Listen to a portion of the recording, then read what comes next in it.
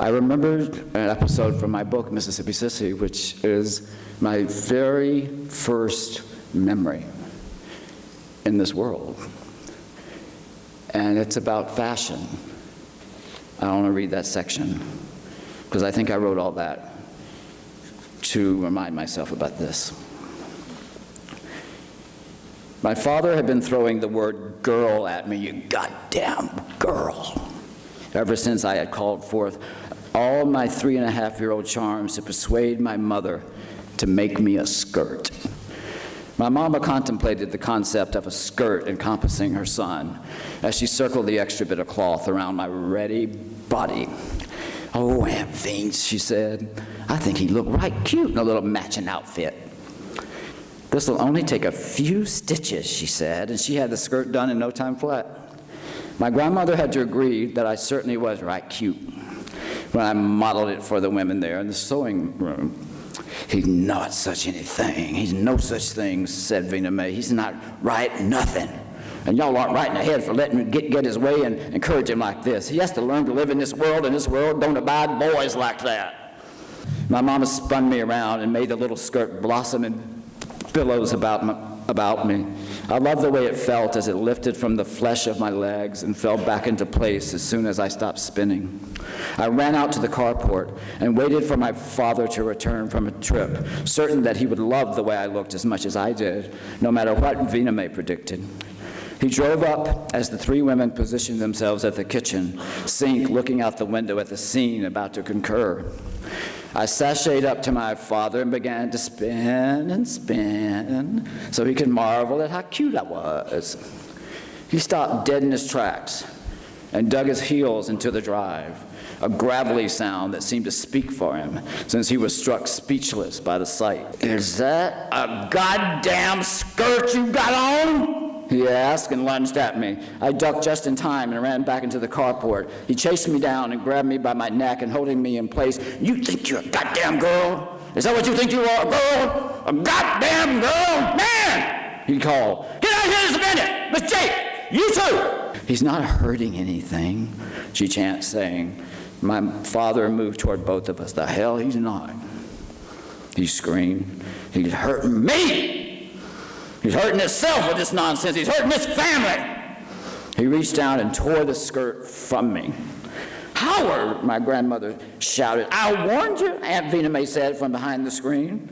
My mother tried to grab the ripped skirt from my father's grasp, and a tug of war ensued above my head. My father won and pushed all the women aside as he strode into the kitchen to get a box of matches. He opened the box and handed me a match. "Now you light it," he demanded. I looked toward my mother, who had always told me not to play with matches. "Light it," he said again. I didn't know what to do. He grabbed the match from me and lit it himself and threw it down into the drum, where its flame quickly extinguished itself. He tried another match, but it too would not stay lit atop the discarded skirt. Marching into the storage room behind the garage with me still in his arms, he found a can of lighter fluid and returned to soak the skirt with squirts from the squeaky can. He plopped me on the ground for a minute and angrily lit one more match. He dropped it into the drum, and flames rose suddenly from inside his rusty lip. He lifted me again and made me stare down into the fire. "You see that? Take a good look," he told me, shaking me extremely close to the sprouting inferno. "That's what happens when boys try to be girls." He left us there by the dying fire. "We've still got a maternity dress to finish," said Vina Mae, patting my grandmother's shoulder. "Let's get back there in the sewing room by the sewing machine." My father slammed the back door.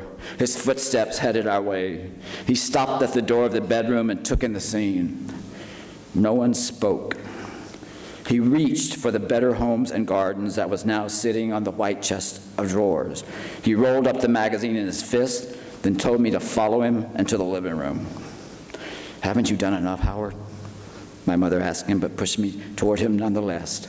"Must you spank him too?" My father said nothing. He picked me up and took me to the living room sofa, and he sat down next to me.